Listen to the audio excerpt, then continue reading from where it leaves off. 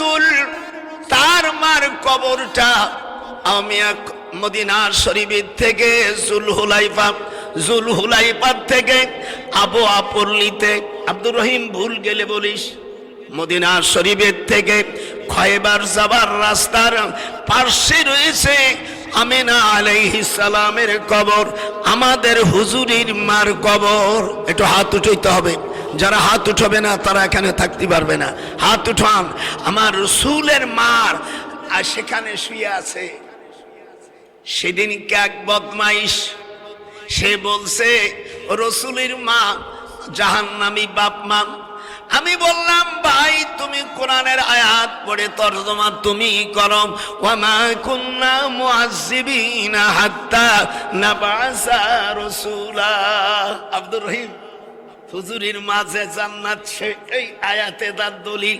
এই আয়াতের অর্থ হলো আমি যেই সময় কোন নবী পৃথিবীতে পাঠাবো না, সেই সময় যদি আমার বান্দা গুনাহগার করে, যত বড় গুনার কাজ করুক না কেন, তার জন্য আমি তাদের শাস্তি দেব না।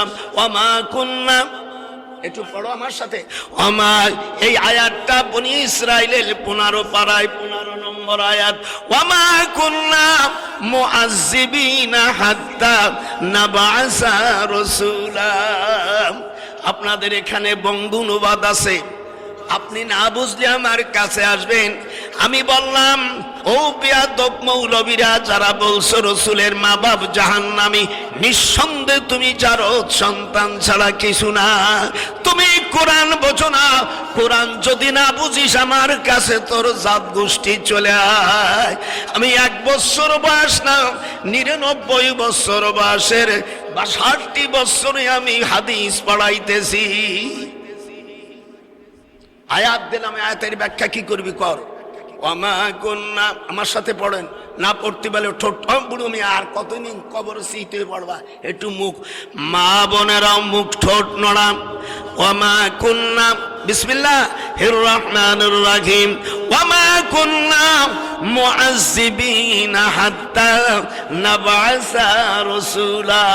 এর বাংলা অর্থ হলো আমি যত সময় পর্যন্ত, যেরকম আমি যত সময় পর্যন্ত যে এলাকায় আমি রাসূল পাঠাবো না, সেই সময় যদি গুনাহ করে আমি আল্লাহ, আমার দায়িত্ব হবে না তাদেরকে শাস্তি দেওয়া।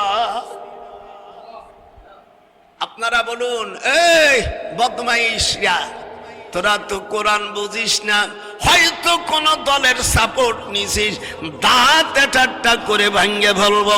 শয়তানের বাচ্চারা, কোরআন বুঝিস না, আমার কাছে আয়।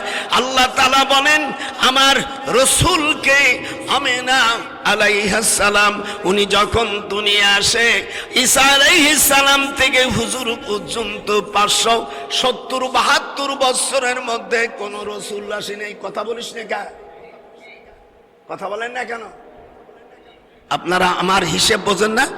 ঈসা আলাইহিস সালাম থেকে হুজুর পর্যন্ত 570-72 বছর পর্যন্ত কোন রাসূল আসছে? তাহলে সেই সময় আর হুজুরি মা কোনোদিন পুজো করেনি। এ ব্যাপারও 3টি হাদিস আছে। ওই মৌলবীদের আমি ঘাড় ধরে নিয়ে আসবো। আয় বাহাস করবি, আমি তোর বাড়ি যেয়ে বাহাস করি আসবো। আয়।